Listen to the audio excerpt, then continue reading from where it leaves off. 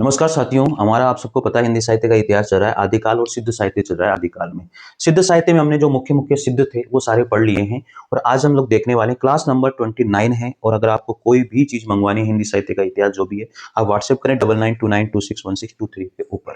चलिए देखते हैं आज की क्लास में। आज की क्लास में हम लोग स्टार्ट करेंगे वो है अन्य सिद्ध कवि एवं उनकी रचनाएं। यहाँ पर टॉपिक डालिए अन्य सिद्ध कवि एवं उनकी रचनाएं अन्य सिद्ध कवि एवं उनकी रचनाएं, ये टॉपिक डालिए आप आज। ठीक है, तो देखो मुख्य मुख्य तो हमने पढ़ ही लिए हैं, अच्छे से समझ भी लिए हैं, सारी चीजें भी जान ली है। आज लिखिए अन्य सिद्ध कवि एवं उनकी रचनाएं कौन कौन सी है। तो सबसे पहले आते हैं यहाँ पर कुकुरिप्पा। सबसे पहला नाम क्या है? कुकुरिप्पा है। कुकुरिप्पा ये है साहब, सबसे पहला नाम कुकुरिप्पा। इनकी जो रचनाएं हैं वो कौन कौन सी है, इनकी रचना कौन सी रही है? इनकी रचनाएं योग भावना उपदेश और चर्यापद।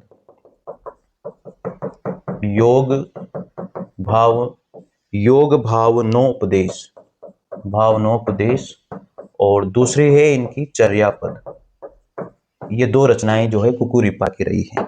और अगले हैं यहाँ पर दूसरे आते हैं बुसुकप्पा। ठीक है, इनकी जो रचनाएं रही है, इनकी जो रचना है साथियों वो एक ही है और वो है बोधिचर्यावतार। ये इनकी रचना रही है। ठीक है, इसके बारे में तीसरे नंबर पर आते हैं कंबलपा। क्या नाम है? कंबलपा। इनकी जो रचना है वो है चर्या गीतिका इनकी रचना है। ठीक है, इसके बाद में आते हैं चौथे नंबर पर आर्यदेपा। क्या नाम है? आर्यदेपा। और इनकी जो रचना है वो कावेरी गीतिका है। क्या नाम है? कावेरी गीतिका इनकी रचना रही है। कावेरी गीतिका किसकी? आर्यदेपा की। हम लोग पढ़ रहे हैं अन्य सिद्ध कवि और उनकी रचनाएं। जो मुख्य थे वो तो मैंने आपको करवा दिया है, उसमें तो कोई दो राय है नहीं है, लेकिन थोड़ा बहुत इनको भी पढ़ ही लेना, इनको भी क्यों ही छोड़े। ठीक है, पांचवें नंबर पर लिखिए, और पांचवें नंबर पर है जैन दीपा। इसको अलग ही पेन से लिख लीजिए ताकि थोड़ा सा आपको लगेगा। पांचवें नंबर पर जैनम दीपा लिखिए। और इसकी जो पहली रचना है तर्क मुंदगर कारिका। इसके बाद में लिखिए यहाँ पर छठे नंबर पर जालंधरप्पा। और जालंधरप्पा में लिखिए इनकी जो मुख्य रचनाएं हैं वो कौन कौन सी है। जालंधरप्पा थोड़ा सा इंपोर्टेंट है ये जालंधरप्पा। इनकी तीन रचनाएं हमें मिलती है। एक तो है वियुक्त मंजरी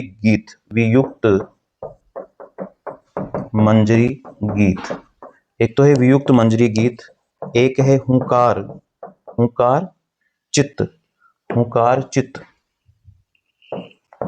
चित्त, और तीसरी है भावना क्रम। ये इनकी तीसरी है। तो जालंधरप्पा की वियुक्त मंजरी गीत, हुंकार चित्त और भावना क्रम रही है। ठीक है, आगे लिखिए। सातवें नंबर पर आते हैं दारिकप्पा। और दारिकप्पा की तो एक ही रचना है, वो लिख लीजिए आप, महागुह्य तत्वोपदेश। ये रही है किसकी? दारिकप्पा की। मेरे हिसाब से कोई दिक्कत नहीं होनी चाहिए। देखो याद हो जाए तो इनको कर लेना, लेकिन इसके पहले के जो मैंने 6 आप लोगों को सिद्ध लिखवाए हैं, सरप्पा, कणप्पा, लुईपा, विरूपा, ये जितने भी लिखवाए ना उनको देखना अच्छे से। और वैसे तो सरप्पा से और कणप्पा से ही पूछा जाता है ज्यादातर, तो और किसी से नहीं पूछा जाता। ठीक है, यहां तक में आपको कोई भी समस्या नहीं होनी चाहिए। अब यहां पर लिख लीजिए सिद्ध कवियों की गुरु शिष्य परंपरा, यानी किसका कौन शिष्य रहा है, ये चीज भी आपको पता होनी चाहिए। लिखो यहां पर अगला है कौन किसका गुरु रहा, कौन किसका शिष्य रहा, ये भी तो पता होना चाहिए ना। सिद्ध कवियों की गुरु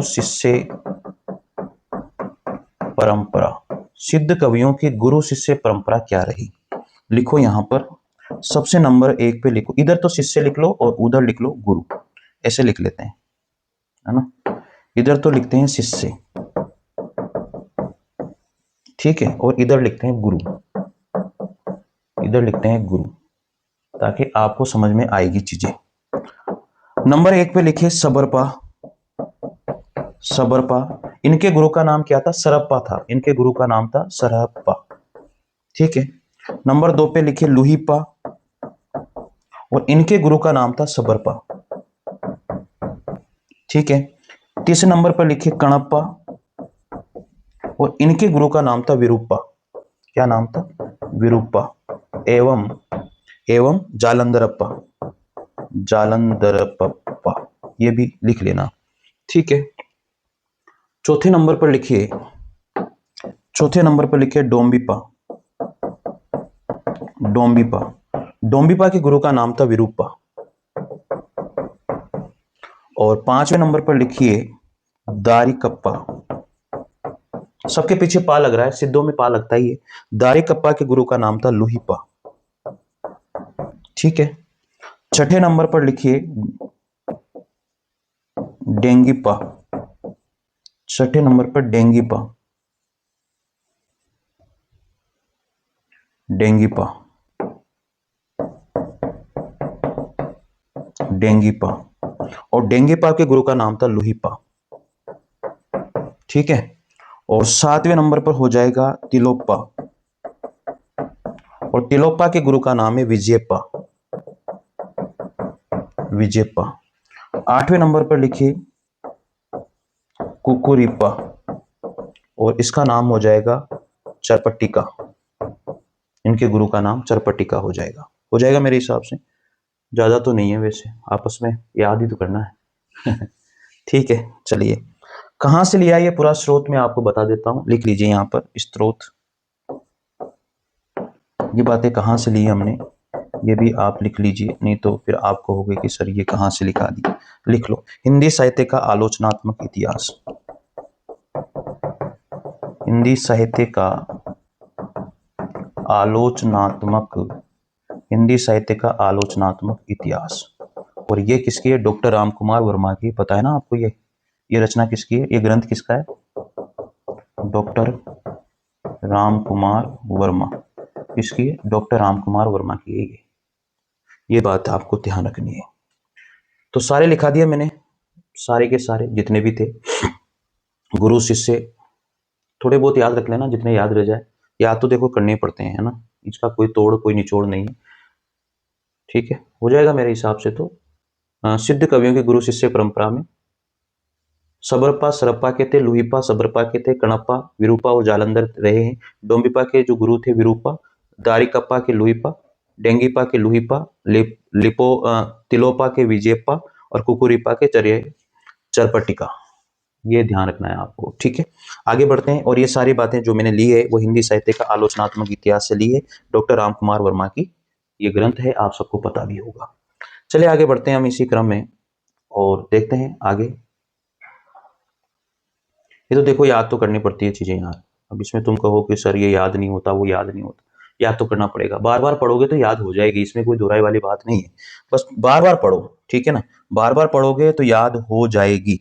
आगे लिखो प्रमुख सिद्ध कवियों का क्रम। ये भी क्वेश्चन बहुत बार आ जाता है, इनका क्रम भी दे दिया जाता है ना। प्रमुख सिद्ध कवियों का क्रम। क्रम भी कभी कभी, क्रम से भी क्वेश्चन पूछ लिया जाता है यार, है ना, आ जाता है कभी कभी, इसलिए लिख लो इनका प्रमुख सिद्ध कवियों का जो क्रम है वो लिख लो तुम, है ना। इधर लिख लो कवि और इधर लिख लो समय। बस याद होने में क्या दिक्कत है बताओ, इसमें तो कुछ परेशानी नहीं। इधर लिख लो क्रम और इधर लिख लो समय, हो जाएगा यार। चलो लिखो नंबर 1 सरप्पा। अब सरप्पा का समय तो आपको सबको पता ही है, 769 ईस्वी रहा है, सबको पता है नहीं तो 769 ईस्वी। ठीक है, 769 ईस्वी, सब आसपास ही है ना, यहाँ लिख देता हूँ पहले 769 ईस्वी के आसपास। भाई करेक्ट तो कोई सा है नहीं है, लेकिन आसपास हम लोग लिख रहे हैं। इसके बाद में दूसरे नंबर पर लिखो, दूसरे नंबर पर कौन आएंगे? लुहीपा जी आएंगे। और लुहीपा का समय जो रहा है वो 773 ईस्वी के आसपास रहा है, ये तो आप कर ही लेना। इसके बाद में लिखो यहाँ पर सबरपा, सबरपा इनका जो समय है वो 780 ईस्वी के आसपास रहा है। ठीक है, चौथे नंबर पर लिखो यहाँ पर कणप्पा, और कणप्पा का जो समय रहा है वो 820 ईस्वी रहा है, 820 ईस्वी के आसपास रहा। 5वें नंबर पर लिखो यहाँ पर डोम्बिपा, और डोम्बिपा का जो समय है वो 840 ईस्वी के आसपास रहा। ठीक है, इसमें तो कोई दो राय है नहीं है। और लिखो 6ठे नंबर पर कुकुरिप्पा, बस इनमें से पूछ लेगा, ज्यादा इधर उधर भटकने की जरूरत नहीं है। अगर आपसे पूछे ना इनका क्रम, भाई पहले कौन सा, दूसरा कौन सा, तीसरा कौन सा, तो बस ये बताना है भाई आपको, ये इनका समय, ये इनका है, ये इनका है, ये इनका है, ये इनका है, और तो कुछ है नहीं इसमें। ठीक है, तो लिख लो कुकुरिप्पा का जो समय है वो भी क्या रहा है, 840 रहा है, 840 ईस्वी के आसपास इनका समय रहा है। ठीक है, ये तो हो ही जाएगा, इसमें तो कोई दो राय है नहीं है, याद तो हो जाएगा ये तो। ठीक है, याद रख लेना, सलूसक, सलूसक डोंकू, सलूसक डोंकू, इस तरह से ट्रिक बनाकर याद कर लो। ये समय हो गया इनका। अब एक चीज और लिख लो, जो सिद्धों और नाथों दोनों में जो गिने जाते हैं वो मैंने पहले आपको लिखवा दिया था, लेकिन फिर भी लिख लो एक बार, यहां लिख लो सिद्धों और नाथों दोनों में गिने जाते हैं, सिद्धों और नाथों, सिद्धों और नाथों दोनों में गिने जाने वाले कवि, सिद्धों और नाथों दोनों में गिने जाने वाले कवि, सिद्धों और नाथों दोनों में गिने जाने वाले कवि कौन कौन हैं, ये आपको पता होना चाहिए। ठीक है, लिखो अब कौन कौन गिने जाते हैं, जो दोनों में गिने जाते हैं वो आपको नाम पता होना चाहिए। सबसे पहले लिखो मत्स्येंद्र नाथ, ठीक है ना, मत्स्येंद्र नाथ, ये भी दोनों में गिने जाते हैं। दूसरे लिखो जालंधर नाथ, जालंधर नाथ, ये भी दोनों में गिने जाते हैं। तीसरे नंबर पर लिखो नागार्जुन। चौथे नंबर पर लिखो यहां पर चरपटनाथ, ठीक है। पांचवें नंबर पर लिखो गोरखनाथ, गोरखनाथ।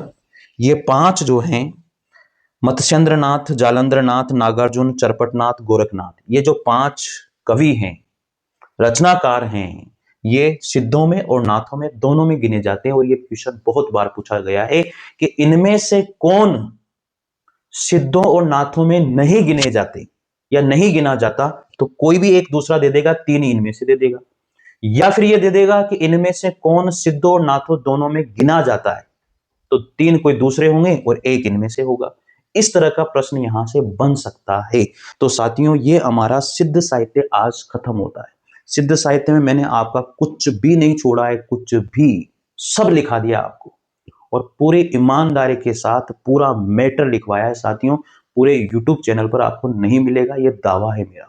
साथियों, अगर आपको जैसे हिंदी साहित्य के इतिहास के या नोट्स या जो भी मंगवाने हैं आप मंगा सकते हैं, लेकिन कुछ मंगाओ मत मंगाओ, ये वाली बुक जरूर मंगा लेना। 350 रुपए की है, लगभग 5000 से ऊपर प्रश्न है इसमें, और सारे प्रश्न वन लाइनर प्रश्न है भाई। इस तरह से पूरे प्रश्न वन लाइनर है।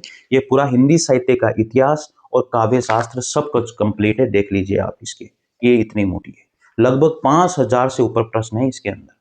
अब आपको विश्वास करना है या नहीं करना है वो आपके ऊपर है। हम लोग स्पीड पोस्ट के माध्यम से भेजते हैं, और आपको कंप्लीट व्हाट्सएप नंबर आपके दिए हुए हैं, क्लास के डिस्क्रिप्शन में भी हैं, आप लोग वहां देख करके उन नंबर पर व्हाट्सएप कीजिएगा। स्पीड पोस्ट से हम लोग भेजते हैं, पेमेंट आपको पहले ही करना होता है, इस बात का मैं आपको क्लियर कर देता हूँ। ठीक है, चलिए मिलते हैं अगली क्लास में। जय हिंद, जय भारत, थैंक यू।